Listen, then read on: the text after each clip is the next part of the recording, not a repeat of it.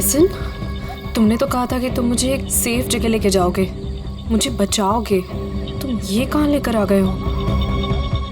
मुझे तो लग रहा है तुम पर विश्वास करना ही बहुत बड़ी गलती थी। देखो, मेरा नाम चोंच गाकी है और मैं मासूम लोगों को दुख नहीं देता। मेरी बात ध्यान से सुनना और यहाँ से हिलना मत। तुम्हें यहाँ से सेफ जगह पर ले जाने के लिए कोई आ रहा है। और हाँ, मुझे यहाँ से फौरन निकलना होगा और अगर किसी को शक हो गया तो मैं भी नहीं बच पाऊंगा। हेलो, मैं यहाँ अकेले खड़े होकर वेट नहीं करने वाली। इतनी रात को इतनी सुनसान जगह, इस घर के अंदर चली जाती हूँ। जो तुम्हें यहाँ से ले जाने के लिए आ रहा है, अगर तुमसे यहाँ नहीं मिली तो बहुत गड़बड़ हो जाएगी। तुम घबरा क्यों रही हो? देखो, वो बस आते होगा, ठीक है? मुझे भी निकलना होगा अभी और यहाँ से हिलना मत। लिसन,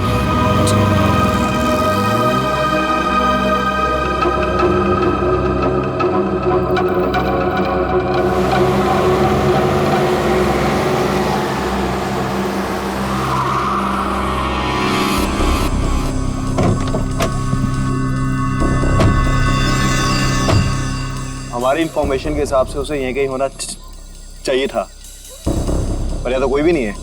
तू उधर जा, तू उधर जा और अच्छे से देखना। हाँ,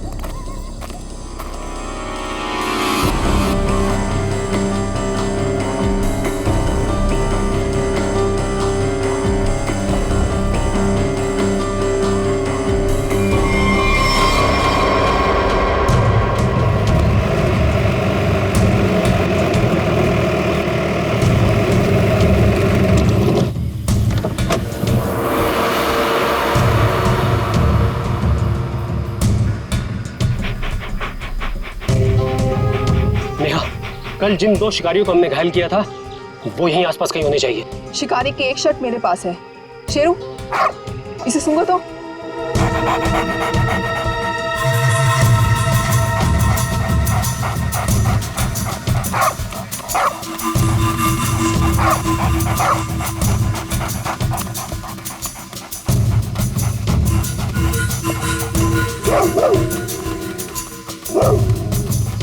लगता है इसने शिकारी की गंध कहीं ना कहीं पकड़ ली है। हाँ, ऐसा ही लगता है।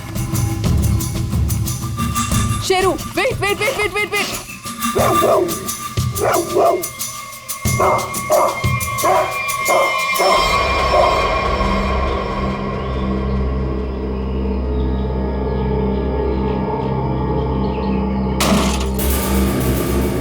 शेर को पकड़ने का फंदा शेर के इंतजार में थे ये।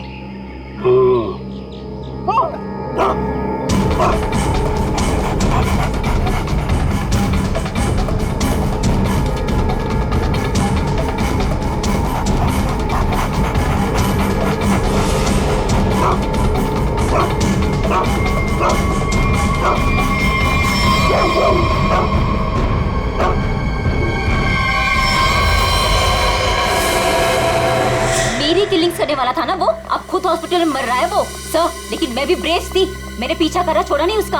अब डॉक्टर फला जी कहिए। देखिए, हम सीआईडी से, हमें नीलेश से मिलना है। क्या होश में है? देखिए सर, 5 मिनट से भी कम समय है उसके पास। Me going. चलो, ठंडी हवा खिला के लाती हूँ। नीलेश, नीलेश, देखो हम लोग सीआईडी से हैं, तुमसे कुछ जानना चाहते हैं। क्या क्या जानना चाहते हैं? नीलेश, आज से 6 साल पहले तुमने महालक्ष्मी नगर के एक बिल्डिंग में बॉम्ब लगाया था और ऐसा करते हुए वहां के एक मजदूर औरत ने तुम्हें देखा था। हम ये जानना चाहते हैं कि वो बॉम्ब किसने लगवाया था, क्या मकसद था उसका बॉम्ब लगवाने में? बॉम्ब नहीं है। बॉम्ब नहीं तो फिर? बॉम्ब्स हैं। बॉम्ब? वो अकेला नहीं है, 12 बॉम्ब्स।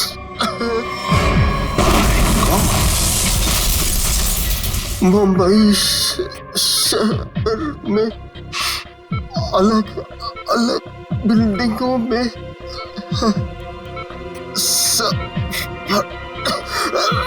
सब फटेंगे। कहाँ लगवाई है वो बॉम्ब? कौन सी बिल्डिंग में? बताओ बताओ नीलेश। मुझे नहीं पता। सब फटेंगे। एक ही ट्रिगर है सबका। और वो ट्रिगर कहाँ है? किसके पास है? इस डोंगरा की बीवी डॉली के। क्या हरपीस डोंगरा की बीवी का नाम डॉली है? नीलेश, तुम ये बताओ कि ये कटोरी जानता है इस सब के बारे में? रोक doctor,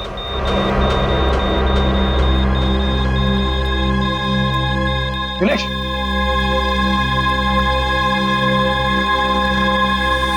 sorry sir, he is dead. 12 bomb से सर तबाही मच सकती है शहर में। वही तो दया, किसी भी हालत में हमें वो डॉली और कटोरी दोनों के दोनों चाहिए, किसी भी हालत में।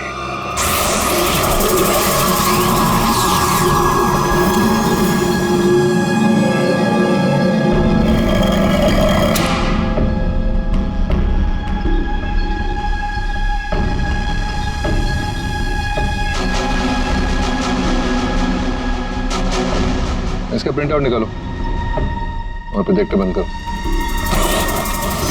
चल बे, पकड़ ला पॉसी से। भागने की फ्रैक पर चोचकागी। कुछ फायदा नहीं होगा, मैं कुछ बोलने वाला नहीं। अच्छा,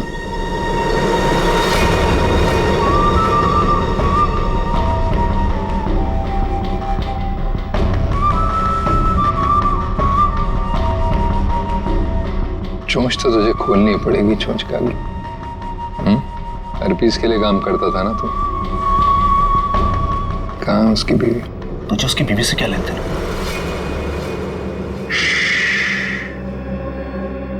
सवाल नहीं, सिर्फ जवाब चाहिए। ये तो जितनी भी गोली है ना इस बंदूक में, सारी की सारी दाग दूंगा तेरे सीने में। कहाँ है डॉली?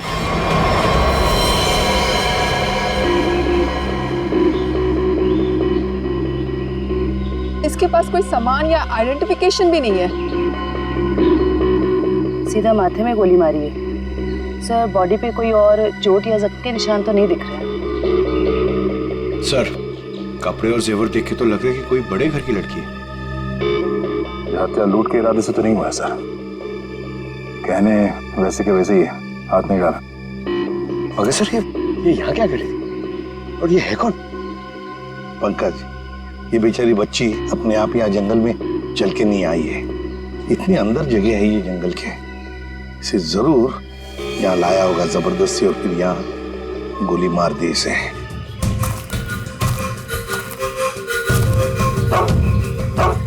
सर, इसके कपड़ों पे खाने का दाग है। इसका मतलब है या तो ये घर में खाना बना रही होगी या फिर किसी ऐसी जगह पे होगी जहाँ पे खाना परोसा जा रहा था। दया, शेरू बार बार उस तरफ मुंह करके भौंक क्यों रहा है? चलो देखते हैं। जयवंती, काम करो, इस लड़की का फोटो खींचो और वो फोटो सारे पुलिस स्टेशन, टेलीविजन सेंटर्स में भेज दो। कोई ना कोई तो जरूर इसे पहचानेगा। कुत्ता कभी बेवजह भौंकेगा नहीं दया। सर, कुछ तो जरूर है। सर, ये लेदर का टुकड़ा मिला है, इस पे खून भी लगा है। खून तो सूखा हुआ है।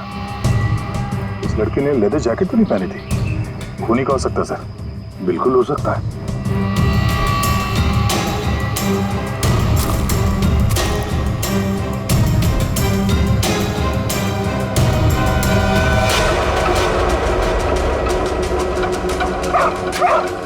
ये क्या है?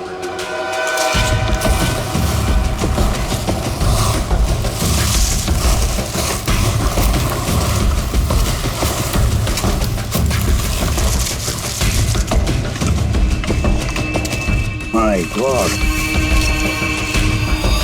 कंकाल बुरी तरह से झुलस गया सर। वो भी इतने सारे कंकाल। सर, हाँ सर, ये केरोसिन और ये कपड़ा वहां मिला सर। ये कपड़े में केरोसिन की बास आ रही है सर। ओह, कोई लोगों को बेरे में से मारकर यहाँ पे चला रहा था।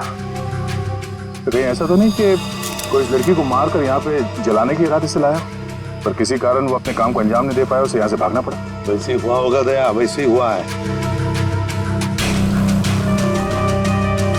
एक काम करते हैं, सारे के सारे कंकाल फोरेंसिक लैब में भेजते हैं, फेशियल रिकंस्ट्रक्शन करके पता चल जाएगा ये लोग हैं कौन। जिस आदमी ने उस लड़की को मारा है शायद उसी ने उन पांचों को भी मारा है। और क्या, उसी ने मारा है। वो लोगों को वहां पर लेके जाता है और वहीं पे मारता है। सर पता नहीं बेचारे हैं कौन। एक बात तो साफ है सर, ये लड़की खूनी को जानती थी। बिल्कुल जानती थी। अगर वो जानती ना होती तो उसके साथ वहां जाती क्यों? हाँ सर, रास्ते में हल्ला तो मचाती। फिर यस, कटोरी डमटा निकल पड़ा। कब कटोरी निकल पड़ा? अभिजीत, कटोरी को लग रहा था कि हम सारे लंगूर हैं और सारी होशियारी उसी के पास है। जाओ देखो। निकल पड़ा है सर, बहुत तेजी से जा रहा है, शायद किसी गाड़ी में है। मगर सर, जो ट्रैकर हमने लगाया था वो ट्रैकर तो उसने हमारे मुंह पे फेंक दिया था।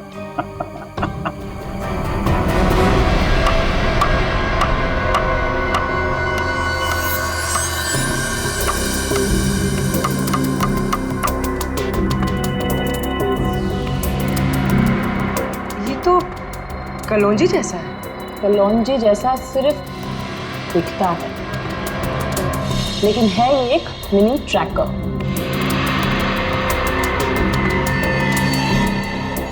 कटोरी कटोरी का चटोरी बना दिया।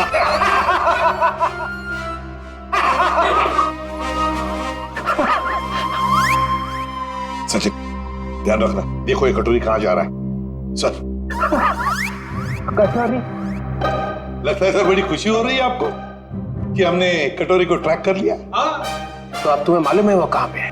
हाँ। तो फिर पकड़ क्यों नहीं रहे उसे? मेरा एक प्लान है। हाँ, प्लान? प्लान? सचिन, नजरें गड़ाए रखना। हाँ सर, देखना, ट्रैक करते रहना। प्लान? मुझे मालूम है कैसा प्लान है तुम्हारा। तुम्हें डर है कि कहीं अगर कटोरी को पकड़ लिया और हाथ से निकल के भाग गया तो नाक कट जाएगी। तो इससे अच्छा है कि उसे पकड़ो ही मत, है ना? जो पकड़ो ही मत, ना रहेगा बस, ना बजेगी बस।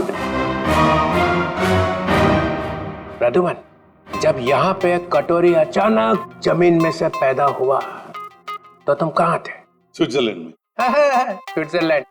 निकल लिए ऐसी बिना बताए? हम यहाँ बैठे हैं, पूजा कर रहे हैं। अर्जेंसी थी सर। अर्जेंसी? अर्जेंसी? अर्जेंसी? कैसी अर्जेंसी? हर्पिस? हाँ, हर्पिस।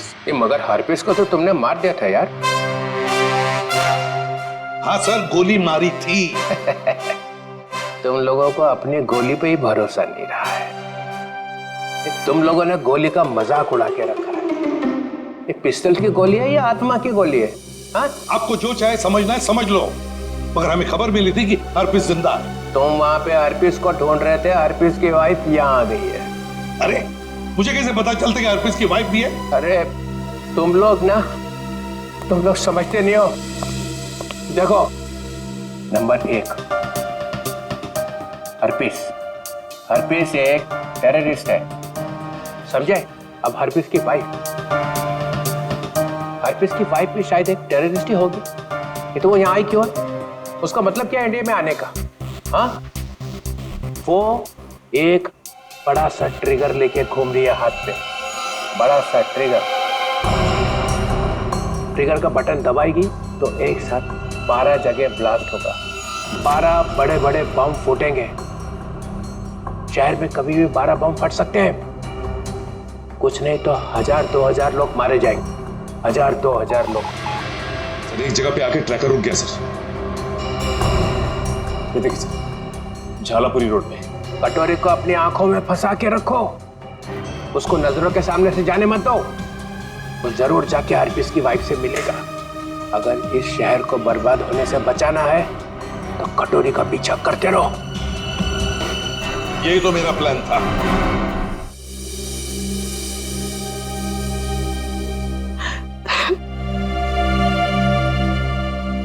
मैम प्लीज शांत हो जाइए। शांत हो जाए? कैसे शांत हो जाए? इतना सब कुछ हो गया और हम शांत हो जाए?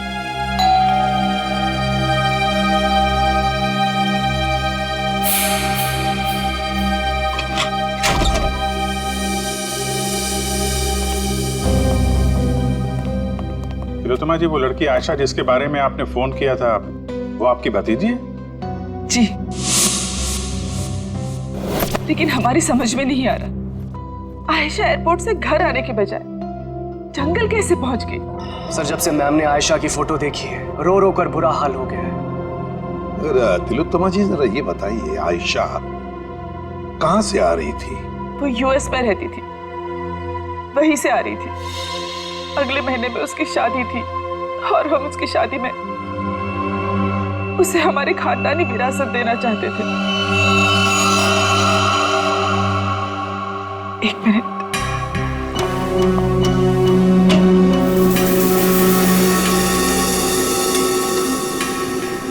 ये लीजिए,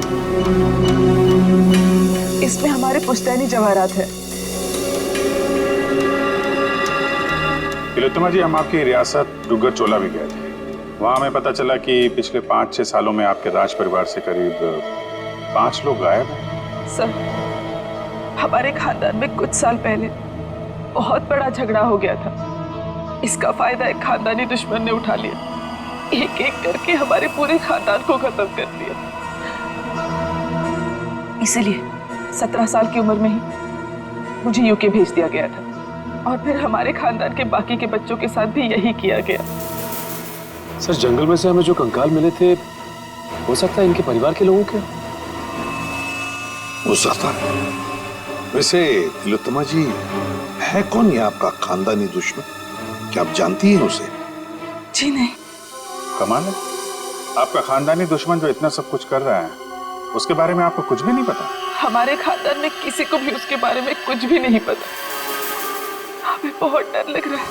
पहले तो हमारी प्रॉपर्टी में लाश मिली और अब आयशा। एक बार ये प्रॉपर्टी बेचने का काम खत्म हो जाए, फिर हम यहाँ लौटकर कभी नहीं आएंगे। नहीं, आप घबराइए मत तिलोत्तमा जी, हम आपको कुछ नहीं होने देंगे। लेकिन एक बात कहूं, आप यहाँ से बाहर ना निकले तो बेहतर होगा, जब तक कि ये खूनी पकड़ा नहीं जाता। इनमें से किसी की मौत गोली लगने से, किसी की नुकीली चीज से और किसी की मौत सर पे वार होने से हुई है। तो सारे सबूत तो आग में खराब हो चुके हैं, लेकिन एक बात पता चली है। वो क्या? ये 2 कंकाल जो हमें मिले थे, इनकी सारी हड्डियां अलग अलग थी और दूसरी तरफ ये तीनों कंकालों की हड्डियां बिल्कुल जुड़ी हुई थी। ये बात तो हमें पता है कि मरने के बाद कुछ समय तक इंसान की हड्डियां जुड़ी रहती है और कुछ समय बाद वो अलग अलग होने लगती है। इसका एक ही मतलब है अभिजीत, इन सारे लोगों की मौत एक साथ नहीं हुई है। हाँ सर, और सर इन सभी के डीएनए रिपोर्ट्स भी आ गई हैं। अच्छा, ये लीजिए। इन सभी कंकालों में से 2 औरतें हैं और 3 आदमी हैं। डीएनए रिपोर्ट से तो पता चलता है कि ये सारे की सारी लाशें एक ही परिवार वालों की है। ओहो, ये देखो, आयशा का डीएनए भी इन सभी लोगों के डीएनए से मैच होता है।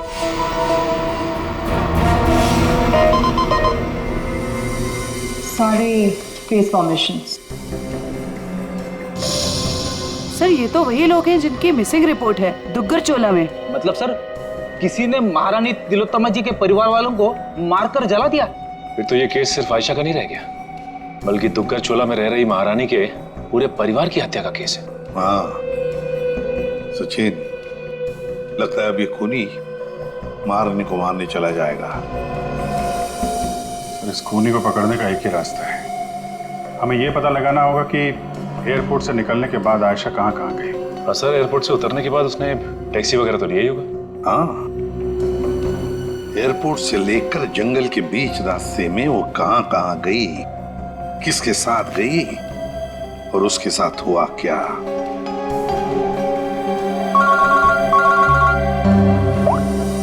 हाँ पूरी। क्या आयशा को किसी ने किसी रेस्टोरेंट में देखा था? सर सिर्फ हमने ही नहीं, सबने ही देखा था। वो बहुत परेशान लग रही थी। परेशान लग रही थी आयशा? जी सर। क्यों? सर क्यों परेशान थी ये तो नहीं पता, मगर एक आदमी आया और आयशा को अपने साथ में लेकर चला गया। वो था वो आदमी। आप में से किसी ने उसका चेहरा देखा? सर उसका चेहरा छुपा हुआ था रुमाल से और उसने चश्मे भी पहने हुए थे। ये सीसीटीवी कैमरे तो लगे हुए हैं ना यहाँ पे? हाँ सर सीसीटीवी कैमरा तो है, लेकिन उसमें चेहरा दिखना मुश्किल है। वो हम लोग देख लेंगे। रेडी? चेक कर लो। चलिए। यहाँ बैठी थी? जी सर। अभिजीत?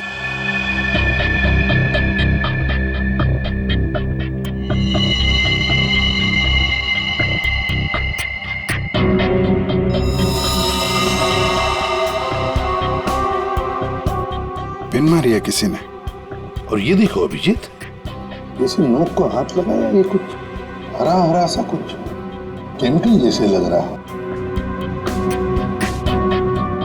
अभिजीत, ये आयशा यहाँ बैठी थी, कहीं ये जहर तो नहीं पिन पे लगा के आयशा को मारने की कोशिश की गई है? डायरेक्शन तो इधर से ही है सर, किसी ने पिन चलाई तो यहीं से है। यहाँ आयशा के पीछे वाली टेबल पे कौन बैठा था? सर वहां तो कोई नहीं बैठा था, वो टेबल खाली थी। Only first stop restricted area.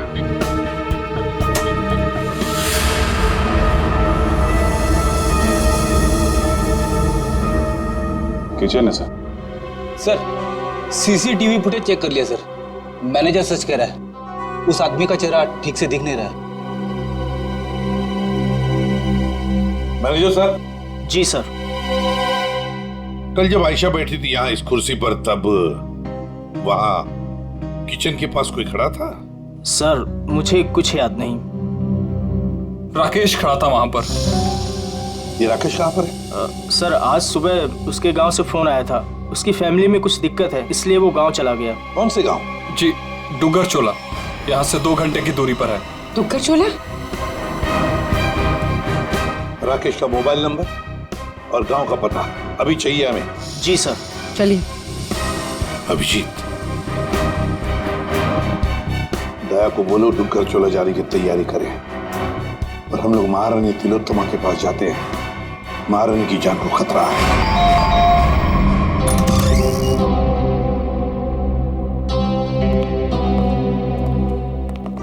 कहिए। महारानी तिलोत्तमा जी हैं?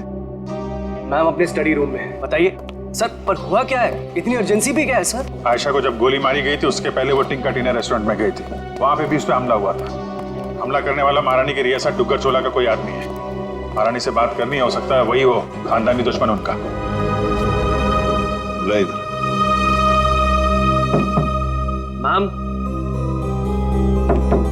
मैम दरवाजा खोलिए, सीआईडी के ऑफिसर साहब से मिलने आए हैं। ये कुछ जवाब क्यों नहीं दे रही? तिलोत्तमा जी,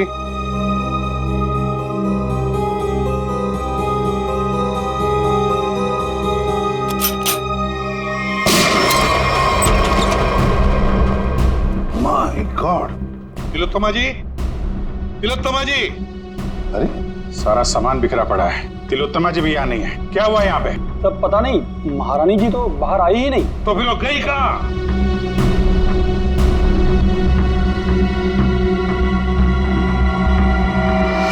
सर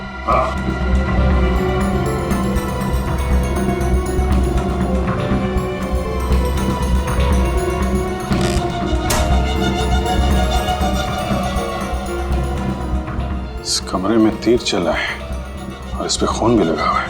फिर खिड़की अंदर से बंद है और कमरे में एक ही दरवाजा है जहां पे ये लोग खड़े थे। तो फिर ये हमलावर आया तो आया कहां से? वही तो, आया कहां से होगा?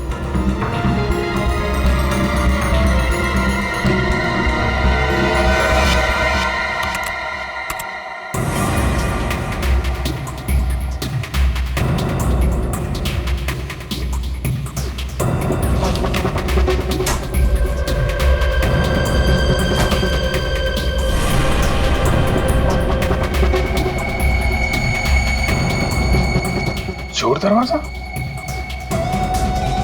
इसी दरवाजे से तिलोत्तमा को वो लेकर गया है।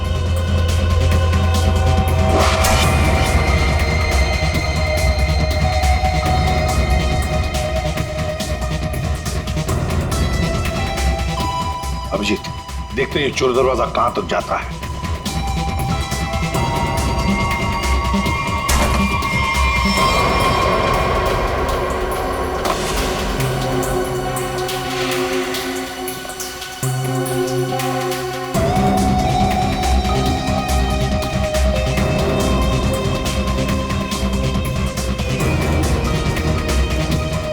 अभिजीत,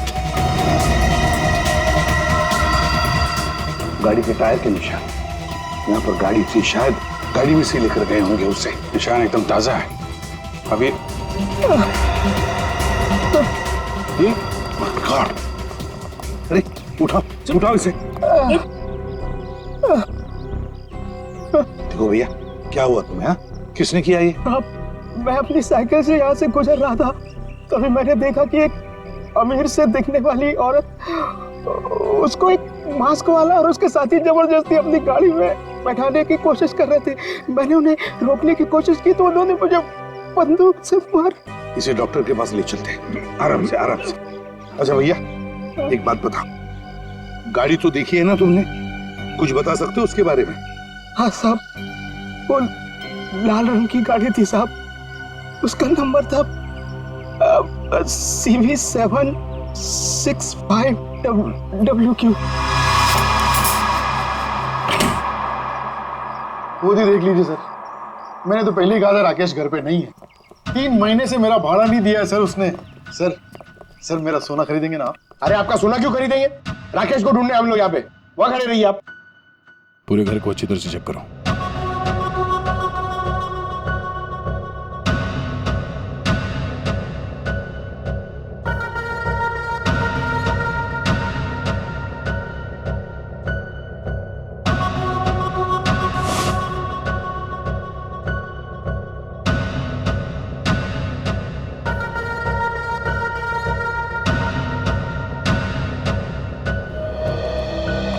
सर लगता है राकेश ने रेस्टोरेंट में झूठ बोला था, वो यहाँ पे आया ही नहीं है। चलिए सर,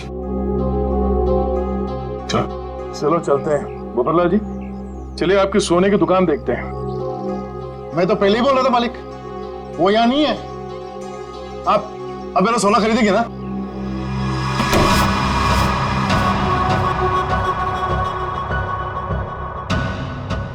थैंक गॉड, बच गया। ये आईडी से अब तक ना तो कोई मुजरिम बचा है ना बचेगा। धोखेबाज! अरे 3 महीने से ढूंढ रहा हूं तुझे। ला मेरे किराए का पैसा दे, ला दे। एक सेकंड भाई साहब, एक सेकंड। आप रुक जाइए, किराया मिल जाएगा। सर प्लीज प्लीज मुझे मत मारिए सर, मुझसे बहुत बड़ी गलती हो गई सर, मैं आपको सब बताता हूँ। इनको बोलिए मुझे मत मारिए सर। जल्दी बोल। सर मुझे आयशा पे जहरीली पेन चलाने को कहा गया था, लेकिन मैं चूक गया। किसने पैसे दिए थे गोली चलाने? वो एक आदमी आता था सर, बड़ी सी गाड़ी में आता था और गोरा सा है, किसी महारानी के लिए काम करता है सर, और उसका नाम रणवीर है सर शायद। महारानी तिलोत्तमा का मैनेजर रणवीर?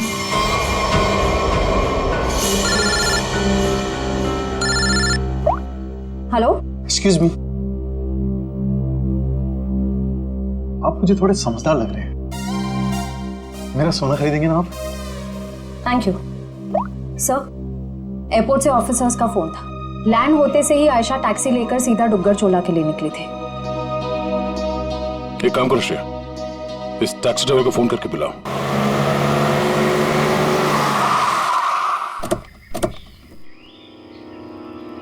साहब, मैंने मेम साहब को यहीं छोड़ा था। यहाँ पर? और फिर वो अपना लगेज उठा के इस हवेली में चली गई। उसके बाद फिर मैं चला गया था। ठीक है, तुम यहीं पे रुको। ये तो महारानी तिलोत्तमा का खानदानी पैलेस है। सर ये जगह तो बिल्कुल उजाड़ लगती है। फिर अमेरिका की फ्लाइट से आयशा सीधा यहाँ पर क्यों आई हूँ?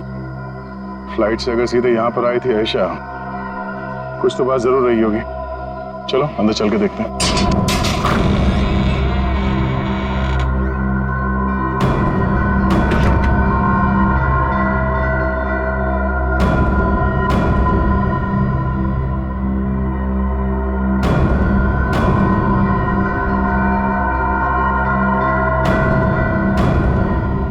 सर वैसे तो ये महारानी तिलोत्तमा की हवेली है, पर यहाँ राज परिवार की एक भी तस्वीर नहीं है। सवेरे में आई क्यों थी? शायद किसी को मिलने आई हो सकता है। तो देखो आसपास।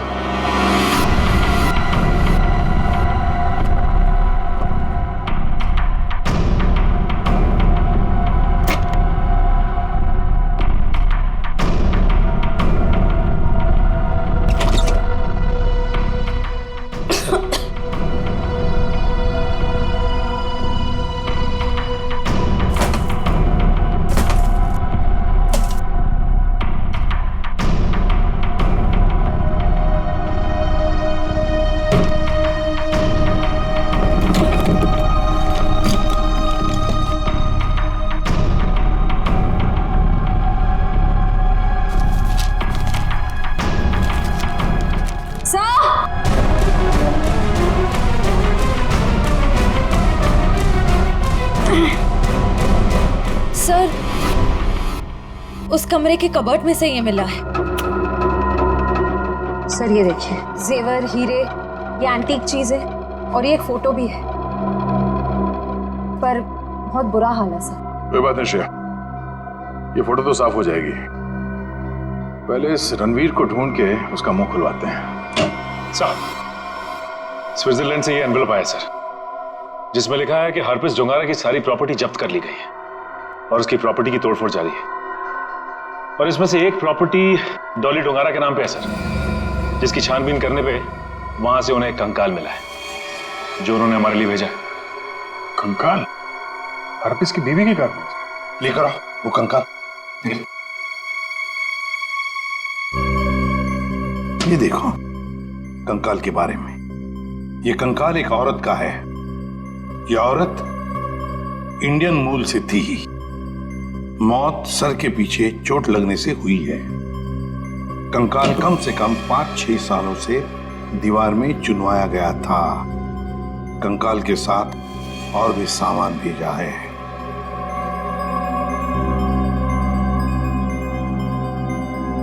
Important evidence for case number 67VX2A.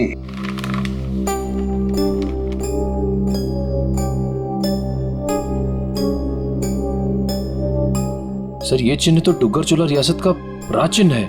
मैंने इसे फोटो पे देखा था। ये अंगूठी स्विट्जरलैंड की दीवार पे क्या कर रही थी? सर, आखिर ये कंकाल है किसका? तरीका, ये चेहरा बनना बहुत जरूरी है हमारे लिए, क्योंकि ये कंकाल हमें हरप्रीत डोंगरा के घर में से मिला है। सर, उस दुग्गर चोला रॉयल फैमिली की कटी फटी फोटो बन गई है। ये देखिए। ये फोटो तो 1990 की है। 26 साल पुरानी फोटो है। अभिजीत, कहीं ऐसा तो नहीं कि ये लड़की इसी खानदान की हो? तो यहाँ लेफ्ट टू राइट नाम लिखे, राजकुमारी ऋतस्व, राजकुमारी अदाशी, राजकुमार गौतम, राजकुमारी तिलोत्तमा। तिलोत्तमा? इस फोटो में तो 17-18 साल की बच्ची लग रही है। सर, यह है उस लड़की का चेहरा जिसका स्केलेटन अभी आपने भेजा था। सर, ये तो 42-44 साल के आसपास लग रही है। 26-18। तारिका, जरा राजकुमारी तिलोत्तमा की फोटो स्कैन करो और उसकी उम्र बढ़ाओ 26 साल। देखें कैसी दिखती है वो।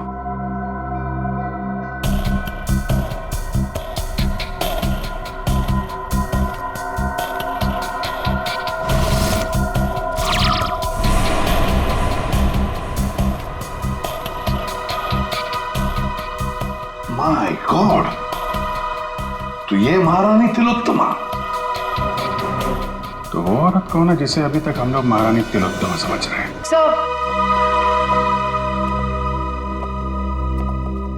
रणवीर जी, बड़ी मुश्किल से हाथ लगा है सर। वो गाड़ी भी मिल गई है जिसमें से ये महारानी को लेकर गया था। अच्छा रणवीर जी, हमें मालूम है कि ना वो असली महारानी तिलोत्तमा है और ना ही तुम मैनेजर। अब सच सच बताओ, सच सच बताओ, कौन है वो औरत जिसे तुमने किडनैप किया है। अगर आपको मैं सच बताऊंगा तो यकीन करेंगे?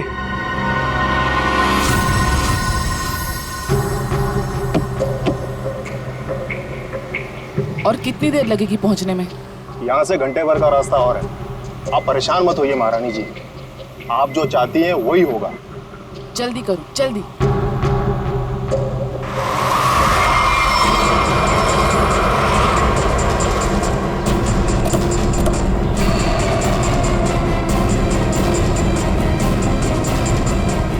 अरे यार,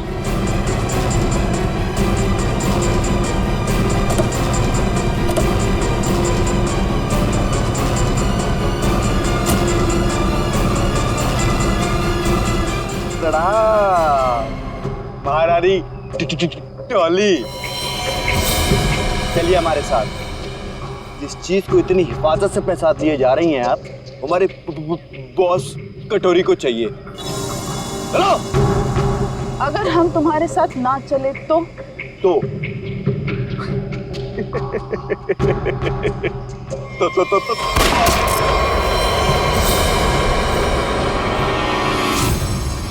अब बोल बोल।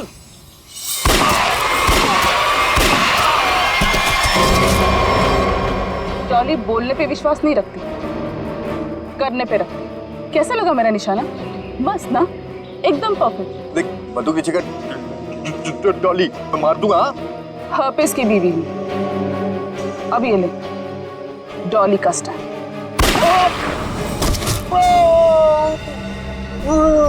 अब चल उठ और ये जाके अपने बॉस कटोरी रमता को दिखाना, ताकि अगली बार मुझे लेके जाने के लिए तो जैसे लोगों को भेजने की गलती ना करे।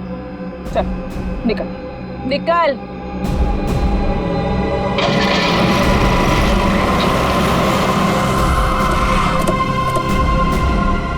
वाह वाह, नकली महारानी तिलोत्तमा जी उर्फ डॉली, तुम्हारा खेल खत्म।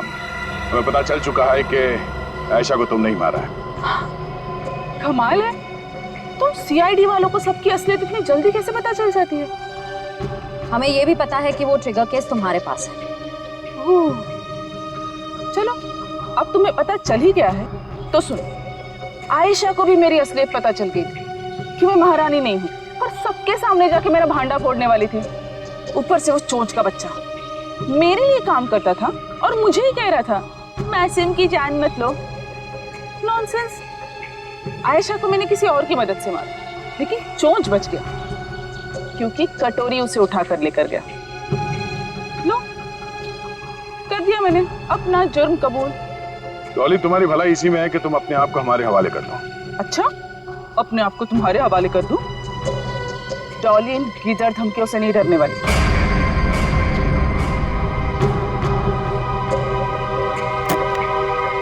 ये देखो, क्या है? क्या है? Correct, trigger bombs.